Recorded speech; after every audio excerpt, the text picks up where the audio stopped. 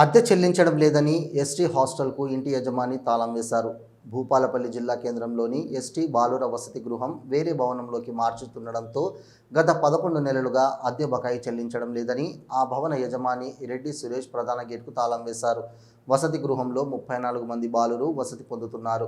అద్దె చెల్లించాకే వసతి గృహాన్ని ఇక్కడి నుండి తరలించాలని విజ్ఞప్తి చేశారు. ఈ సందర్భంగా భవన యజమాని సురేష్ మీడియాతో మాట్లాడుతూ, గత సంవత్సరం వరదలతో ఎస్టీ బాలుర వసతి గృహం నీట మునగడంతో వార్డెన్ సమ్మయ్య తమను ఆశ్రయించడంతో పిల్లలు ఇబ్బంది పడుతున్నారని, మానవతా దృక్పథంతో తమ భవన సముదాయాన్ని అద్దెకు ఇచ్చినట్లు తెలిపారు.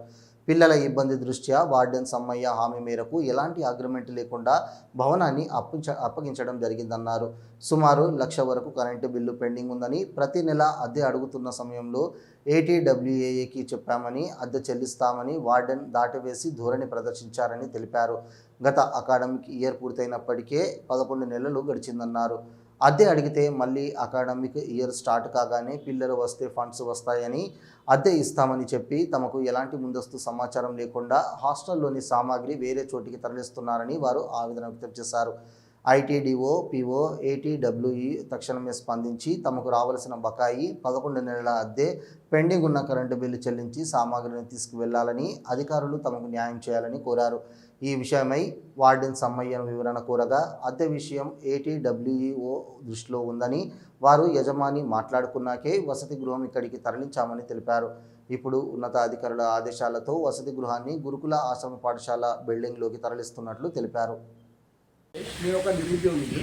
మేము ఏదో వస్తుంది అనుకొని మేము ఈ బిల్డింగ్ను కొన్ని పైసలు వెచ్చించి కొనుక్కొని అంతకుముందు బీసీ హాస్టల్కు కిరాయికి ఇవ్వడం జరిగింది. బీసీ హాస్టల్కు కిరాయికి ఇస్తే బీసీ వాళ్ళు కాల్ చేసిన తర్వాత సమ్మయ్య అనే వార్డెన్ అతను, మేము వర్షం కొట్టిన కారణంగా మా ఎస్టీ పిల్లలు ఈ వరదలలో ఉన్నారు, వాళ్ళ బెడ్లు కూడా వరదలకు నీళ్ళు వచ్చినాయి అంటే, ఏదో మానవ దృక్పథంతో మరి నువ్వు మాకు అగ్రిమెంట్ ఇస్తేనే మేము దీంట్లోకి రాణిస్తాం, లేకుంటే రానియమని అంటే నేను అన్నీ చేపిస్తా అనే నిబంధన మాకు చెప్పి మమ్మల్ని మభ్యపెట్టి ఈయన అందులోకి మేము రావద్దు అని చెప్పినా కూడా పిల్లలను తీసుకొని వచ్చిన తర్వాత మేము ఎలగొట్టలేని పరిస్థితిలో ఉన్నాము.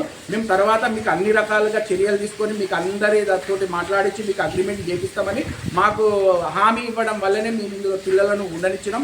11 నెలల దాకా మాకు ఎలాంటి రూపాయి కిరాయి ఇవ్వకుండా, కరెంటు బిల్లు కట్టకుండా ఇందులో ఉన్నాడు. తర్వాత కూడా మేము మళ్ళీ పిల్లలకి ఎందుకు వస్తున్నారు, మీరు ఇంతవరకు కిరాయి ఇవ్వలేదని చెప్పినా కూడా మళ్ళీ పిల్లలు వస్తేనే మీకు ఈ కిరాయి వస్తుంది అని చెప్పి మమ్మల్ని ATW తోటి మాట్లాడినా, కలెక్టర్ తోటి మాట్లాడినా, కలెక్టర్ లెటర్ పెట్టినా అని మేము కూడా కలెక్టర్ దగ్గరికి తీసుకుపోయి మాట్లాడించినాక కూడా మీరు ATW తోటి మాట్లాడుకోమంటే ఆడికి కూడా పోవాలి అని 2-3 సార్లు చెప్పిండు. మేము 2-3 సార్లు ఆయన దగ్గరికి వచ్చినా కూడా మాతోటి రాలేదు. ఆయన మమ్మల్ని ఇట్లా చేసి మాకు ఎలాంటి ఇన్ఫర్మేషన్ లేకుండా వాళ్ళ PO మేడం ఖాళీ చేయమన్న ఉద్దేశంతో దొంగతనంగా మాకు ఎలాంటి యజమాన్యానికి ఎలాంటి ఇన్ఫర్మేషన్ లేకుండా ఇలాంటి ఖాళీ చేస్తున్నాం అనేది చెప్పకుండా కూడా ఈ రోజు వ్యాన్ పట్టుకొని వచ్చి ఖాళీ చేస్తామంటే మేము గేట్ ముందు తాళం వేసి ఇక్కడ కిరాయి ఏమన్నా డిసైడ్ మాట్లాడుకున్నారా? కిరాయి బిల్డింగ్ ఎంత కిరాయి మేము అంతకుముందు 82,700 రూపాయలు బీసీ వాళ్ళకి ఇచ్చినాం. అదే మెనూ ప్రకారం మీకు కూడా ఇస్తామని చెప్తే దాని ప్రకారం